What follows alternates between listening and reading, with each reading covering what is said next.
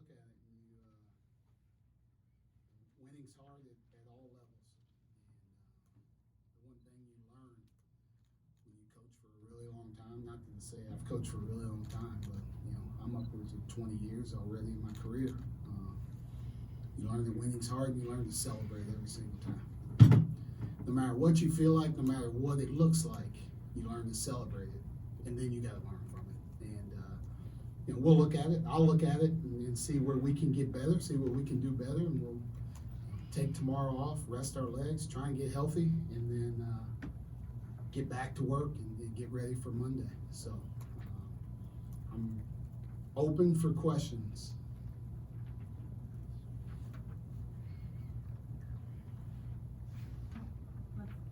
Let's start with John.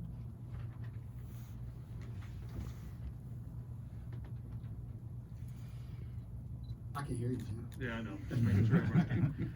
With 15:31 left in the second half, you pulled out 4 of the 5 guys on court, everyone but John. What did you see that spurred that decision? You know what? We talked about this after the UMass game, and I don't know how many teams there are in the country. I think it's 351 around there. We're 325th in three-point defense, and a lot of those things we're trying to fix are positioning-wise, like changing where we are, getting through screens better, being there on the catch, and then they start the second half. We were very comfortable defensively, and then they started getting comfortable offensively and making threes. So the one thing that I told those guys in the timeout, I told them after the game, we're going to play to a standard. I don't care what the score is. I don't care who we're playing. I don't care who's in the game. The game needs to be played the right way. And those guys weren't playing the right way. So we found 5 guys that were going to go in there and play it the right way. And, some of those guys have never been in before, especially not in that point in time. But I wanted them, I told them to go in and play as hard as they possibly could. And I told the 3 walk-ons that were sitting there that they were next if those guys didn't get it done. We were going to find 5 guys. I think the rules tell me I have to start with 5, but I could probably play 4 at some point in time if we need to. So we're going to keep finding the right mix. And I think the point got across. They played a little bit harder when they got in there. But you don't want guys to get comfortable, right? If you're not doing what you're supposed to do with your minutes, somebody else needs to get them. And they need to play as hard as possible. So we're going to play to a standard, and that's what I was trying to get right there. You talked about changing up your lineup. What went into this decision to get Jelani in there? And he obviously has a very unique skill in offensive rebounding. How much can he expand from that at this point in his career? Thanks. Yeah, I think just starting with more size, like trying to, make that a strength of ours. It's been a strength. John's gotten rebounds. Jelani's gotten offensive rebounds. Now you put them both in there together. And I think Jelani did that. He started the game. We had an opportunity. He gets a couple offensive rebounds early and gets some baskets. I think that's something that he can continue to do. He needs to play without fouling a little bit better so we can get him more minutes. 16, 28. Like we'd love to have him out there more. Like he did 8 points and 7 rebounds in that time. But more time together, I think, with those 2 guys. They haven't had much practice time together, just based on circumstances. So, it was a little clunky in terms of how they played offensively. But we're getting better. We'll continue to get better. The more guys we get back into practice, the more time they can get together. And I think they'll start to gel a little bit. So we still need to continue to be better defensively. And, I say that they scored 59 points, but it's still like those 2 guys together, if they can guard and do what they're supposed to do, I think we want to play them together a little bit. Micah, obviously, maybe you weren't super pleased with how you guys handled the press against UMass. Saw it again tonight. What did you think of how you did with it this time around? We didn't value the basketball. Right? Our goal is 10 turnovers or less. And if you would come and watch us practice, we do stuff every single day. It's passing and catching. You would think you're at elementary school practice. But that's the game right there. Passing and catching. Can I throw a hard pass? Can I meet my pass? Can I catch it with 2 hands? Can I pass fake and deliver it? That's where we need to continue to get better. We worked against the press for 2 straight days, and we still weren't great at it. So we'll get back to work at it again on Friday. Even if Cornell doesn't press, we're gonna work against the press because we need to get better at it. I think our poise needs to get better, and then every possession, value the basketball. And I thought we were just a little loose with it tonight, and that's something where luckily those balls were going out of bounds instead of to the other team, and they were sprinting down and getting layups. So I guess that was the only positive of us turning the ball over. Hopefully no fans got hurt. I know basketball has turned into more of a 3-point game, but in the Big Ten, to be able to finish around the rim, I realize you're not in the Big Ten right now, but the confidence that Sam has to get in the dirty areas and really finish with confidence, how important is that going to be moving forward?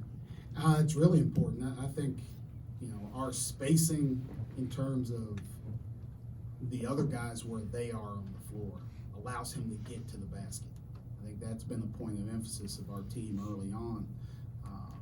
These guys, how they play defensively, they really try and get in the passing lanes. They overplay a lot, so those driving lanes were open.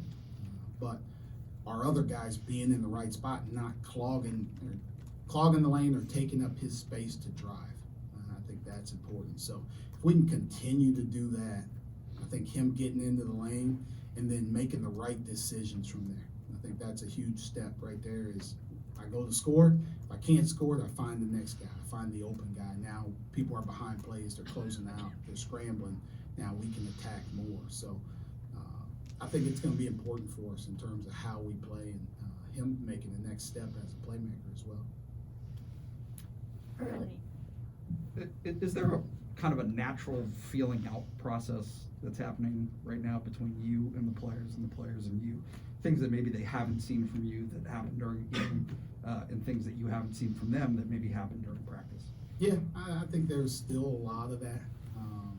And like we've played people defensively who have really overplayed a lot of stuff in terms of how they play and what they've done, and whether it be a press, whether it be half court, denying passes, and everything else. So you have to play a little bit differently in that way, and that's something that we're still feeling out the process. And I haven't been in a late game with these guys very much. This is game 3 for us, and we're still learning each other. We're still learning like who our best lineups are, the finish games, and all those things, and they'll come to us with time. I think we're constantly growing, and we had 2 good practices this week, but we also, this is another week.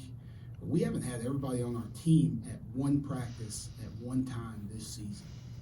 Right? Not to make excuses. I say it all the time. Nobody feels sorry for me. St. Francis didn't feel sorry. Cornell doesn't feel sorry. The Big Ten's not going to feel sorry for us. So we need to go with what we got. But we need to get everybody healthy. We need to get there's sickness out there that's taking a hold of our team and devastating us at times. But you still have to win anyway. You have to find a way to win anyway. This is putting guys in different situations to do that, and it is a great learning experience for the next time we step out here. Hopefully each game we're better, and hopefully from November to December we grow, December to January, January, February, February to March. We want to be a finished product then, not now. To go off of Nate's question in terms of feeling these guys out, does that kind of, when you make kind of that mass sub like you did, is that something where you're not exactly sure how it might go? It could go one way or the other. Is that kind of what you're learning right now? Oh, that was a total chance right there, wasn't it? It was flipping the dice. If I saw you, I was throwing you into. I was looking for 5. But I thought John was a good person to leave into the game. But I knew those guys would play hard. And like I said, we've gotten more guys back at practice, so we really competed for 2 days in a row. Like, I didn't know I was going to start Jelani. At practice yesterday, I huddled all those guys up, and I was like, I don't know who's starting. You're going to tell me who's starting by how we practice today. Right? That's how we picked it, just because he had a good couple of days of practice, and the other guys had good days of practice. And we're going to continue to do that. If we need to change things up, because one guy's playing great, then he needs to find a way to get on the court. And you got to earn what you get. tell that to these guys in the locker rooms. I tell it to recruits when I sit in their living rooms. You get what you earn with me. You come in and play hard, you're gonna play, right? If you've started 100 games in your career and somebody else is playing harder than you, that guy is gonna play. You're not getting satisfied. We don't get satisfied. We play to a certain standard, and that's what we're trying to do. I think that's what we're getting out in practice. Thank you, Coach. Thank you, guys.